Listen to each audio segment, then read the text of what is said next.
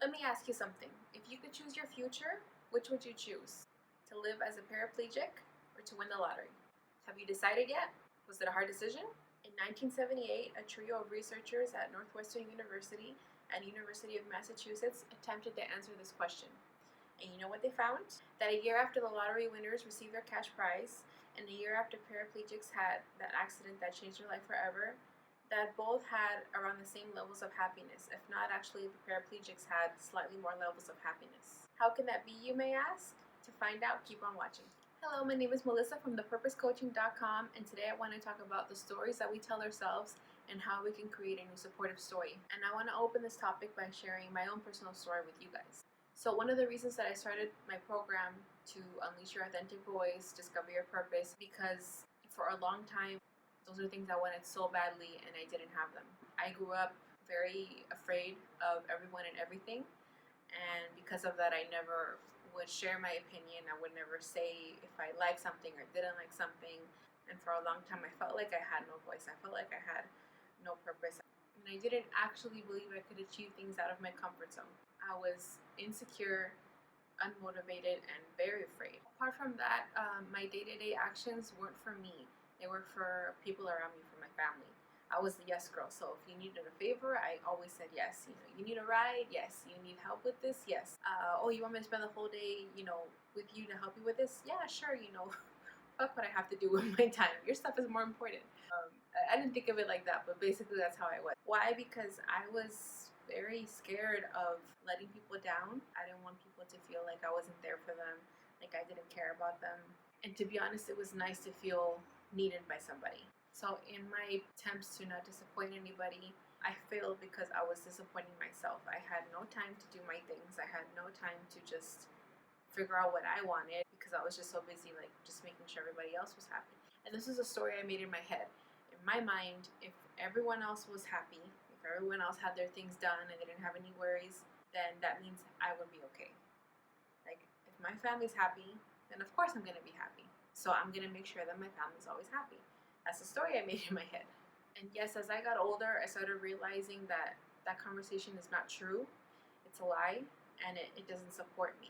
And it took a long time to figure that out. It took even more time to get used to saying no to people and not feel bad about it and not feel guilty. And as a result of it, I've done a lot of great things with my life, things that I never thought I would do. And I want the same for you guys. I don't want you to feel like the truth you're living now is the set truth and that's your life forever. That's not true. Everything we're thinking, it's a conversation we have, and you could choose to change the conversation or choose to believe it, and it's up to you. If you want to change the conversation in your head that's not working for you, then continue to watch. We're going to do this in 3 steps, and I hope you follow along. So without further ado, let's create our new story. So before we go on, I want you to think of the story that you created for yourself in your mind. This is a story that you created for the sole purpose of protecting yourself or to make yourself feel better. Okay, so with that in mind, I'm going to ask you some questions and I want you to write down the answers. So the first question is, write down the reasons why you think you're not successful. What is holding you back? Next question, what would be the worst case scenario for you? Next question, what would be even worse than the worst case scenario? And the reason I ask this is because there's a bigger reason why you're afraid. There's a bigger reason why you think you can't do something. And we're trying to get to the bottom of that. Write down what limiting beliefs are holding you back. Write down, why do you believe you're not good enough? What do you need to release that's not serving you? Okay, so before we go on to step 2, if you didn't write anything down, then don't bother because we can't do step 2 without step 1. So please rewind the video and write it down because this next part has to do with that first part. Okay, so step 2, you're gonna have 2 columns. One is going to say true, one is going to say false. And I want you to think, what do you know to be true or false about what you wrote in step 1? Basically, what can you control and what can't you control? So you need to really look at everything you wrote down and decipher if what you wrote is a fact, as in, is that true? Is that something that you cannot control? You can't do anything about it. It's set in stone. It is what it is, and that's it. Or is it false? Like, I don't have money right now to go to the gym. That may be true. You don't have the money. That's set in stone. That's true. There's no changing that right now. You don't have the money to hire a gym or a trainer or join a program or anything like that. So that would go in the true category. That would go in the true column. Or is it false? Is it something that you can control? Like when we say, I don't have time. Do you really not have time? Or you're just not making time? Or I don't know how.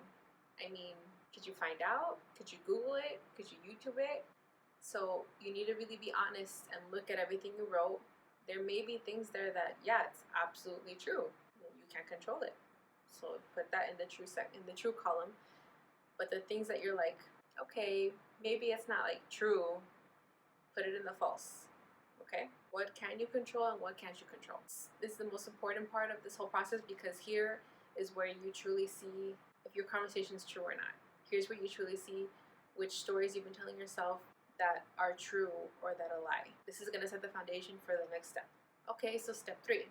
So now that we have put all of our answers in step 1 in either the true column or the false column, the true column, you can't do anything about that right now, so forget about it. But whatever you put in the false column, this is the perfect opportunity to now write a new supportive story for yourself. Because they're not true. They're not true, and you can't control it. So whatever you wrote in the false column, now you're going to write a more empowering story for yourself. We're going to flip the script and think, what would be the best outcome of your fear? You're going to take each of your unsupportive beliefs and turn them into a positive one. So that's it. Once you complete step 3, now the next part is action. And I hope this was valuable to you guys. I hope you realize that not everything you believe is true. Not everything what people tell you is true. You have the power to rewrite your story, and you have the power to make a new truth for yourself. Thank you guys so much for watching. If you like what you heard, please hit the subscribe button, like this video, and comment below, what does your new supportive story look like?